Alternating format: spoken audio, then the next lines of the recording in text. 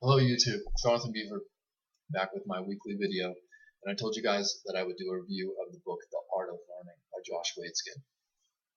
But first let's talk about how this book relates to being a digital nomad. And for me, one of the reasons why I listened to this book is because I wanted to up my game and be able to learn things faster and hopefully be able to do a little bit of overhauling on my idea of learning. Kind of hack the learning process, if you will. Now, if you're like me and you're working towards being a digital nomad, and you have found like how much there really is to do, and I've mentioned many times, like for me, I started this YouTube channel, and I'm also learning how to code and build websites, and I'm also teaching myself how to touch type right now, and many other things at the same time. So sometimes, I wonder how much am I doing that is, how much of what I'm doing can be overhauled so that it's easier. And when you are moving your income online, also, you, you most likely have to learn a lot of new stuff. So that's why I think that this book is good for digital nomads, because it's for people who are constantly learning. It's for people who are constantly trying to up their game. It's for people who are trying to learn better ways to learn. Also, I love learning. I'm a voracious learner. I love listening to new books. I love learning new things, especially if I'm interested in them. And I was curious as to why this book was on Tim Ferriss's book list until I read it, and I found out how profound of an understanding this guy has on learning. And once I saw that, then I understood, wow, okay, now I know why Tim Ferriss likes this guy, because his process for learning and for establishing creative bursts and intuition is so amazing that, you know, that's why. The book is profound. It's full of good insight. It's about a guy named Bobby, no, Search for the New Bobby Fischer, the book. His dad wrote that book. So that book was made into a movie. And the movie is about this guy, Josh Waitzkin. He was a chess champion, chess master at around age 18, 19 after the movie had come out, and it caused a lot of crisis in his life. He became a champion in Tai Chi push hands martial arts. So where this book really hooked me was when he moved from being a chess champion to practicing Tai Chi push hands martial arts, and he found that the same processes, the same principles for learning, like incremental learning theory, like it doesn't matter how hard something is, you can learn it if you work hard enough at it and if you use the right processes. So he found that the same principles and the same structures for learning that were essential and um, important in learning chess and becoming great, and that's a good thing to note, is that this book it's kind of focused on going from like doing really good at what you're doing to like crushing it and going to that next level where you're a Michael Jordan or a Cal Ripken or whatever, pick a field, and someone who's balling at it. And that's largely, I think, who this book is for, even though it can help anyone, you know, no matter where you're at. So he found out that the same principles that were important in chess were important in Tai Chi, push hands, martial arts, and it really like sparked his interest. And the guy goes on throughout the book to describe his process for learning, which is pretty profound and complex and something I can't comment on much, besides I intuitively could feel how well this guy understands how to learn. He runs a center for performance psychology. I don't know where that is, but It's amazing.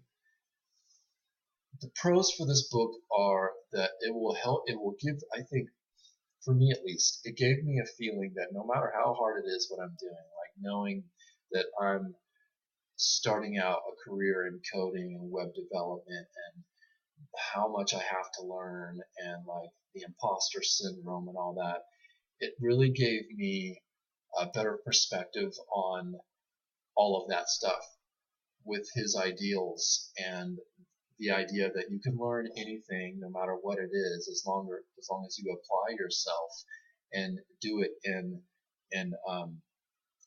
smart ways, such as after you do something that's really stressful, take some time to relax. There's many principles in this book, and it's profoundly powerful, and it's helpful if you are in the process of learning something that has you kind of overwhelmed. And I think it would be even more helpful for people who have gotten to a place where they're having problems pushing forward and getting over a wall or past a wall, as far as their performance and whatever your field is. But the cons, I would say, the cons for me, the main one was that I got to a point in the book where, and I was really excited because I was intuitively lit up. I was like, wow, this book is great. It's extremely powerful. How much more can I glean from it? And about the fifth or sixth chapter, I was pretty much lost. So, and that's not to say that that's going to happen for you, but that's what happened for me. So I almost didn't do this review because of the fact that I wouldn't be able to integrate all of the ideas, or I was afraid I wouldn't be able to integrate all the ideas in a book that would be cohesive enough to make a good video on it, review-wise. But I will say that no matter who you are and where you are at in your field or in the learning process with what you're doing, this book is powerful. It's powerful, and it's a good book. And not only that, it's a book that's so powerful. For me, I was thinking about reading it or listening to it again so that this review would be of more quality and more concise, and you get more value out of it. But I actually went on to reading the book that he said in an interview with Tim Ferriss was the most important book to read, and that was The Art of Zen and the Art of Motorcycle Maintenance, which is a book that was written like 30 years ago. I did not know this. I've seen the book before, and I'm actually reading that. I'm listening to that book now. I'm 8-9 hours into it, and I just now started to be not lost. So, what does that say about me? I don't know. But I will say this book is so powerful that it's going to be one that I'll go back to. It's going to be one I'll go back to. Hopefully at a later time when I'm not dealing with as much stuff as I'm dealing with now. I have something called mind-body syndrome, which is it's a diagnosis from a medical doctor that I deal with anxiety and depression and a lot of other stuff like that. So I'm at a kind of a critical mass healing point where I found that I can't expect myself to function at the level of functioning that I can usually expect from myself. So because of that, and also because of the fact that I'm just starting this journey, I've only been like, 9 months into learning how to code and moving towards full-time travel, transferring our income online and becoming digital nomads. So it's like a lot of overwhelm. There's a whole bunch of stuff going on, and I've got this healing crisis I'm going through too. So I'll put this book, well, I'll leave the book in my Audible, and I'll go back to it because it's that powerful. So that's about all I want to say about the book. I think later on, after I listen to it again, I'll do another review on it because I'm looking forward to gaining some clarity and some insight into those later chapters where I actually got completely lost, which, by the way, doesn't usually happen. I studied metaphysics for like 10 to 15 years, and I remember I read the Tao when I was I think about 20, 22, something like that, 23, I don't know, back in 2001. So I'm not like clueless on a lot of these these precepts and principles that he talks about in the book, but I am going through a lot, so I'm going to give myself a chance to continue to move forward, and then I'll go back to the book. So that's about it. I told you guys last video that I was either going to do a review on this book, which by the way was hard, or my new phone, the Galaxy S8, only because of the fact that this, in my opinion, is an essential tool for being a digital nomad. You have to have a smartphone pretty much, as far as I can tell, for most things. So I got this book out of the way now, and I think for next video I'm either going to do a review on that Galaxy S8 and how amazingly easy and pleasurable it has been to switch off of my iPhone and iOS onto Android. And I'm either going to do that review next video or the video after that. And to wrap this up, if you liked the video, please press like below. If you didn't, don't. And please subscribe. It helps me out a lot.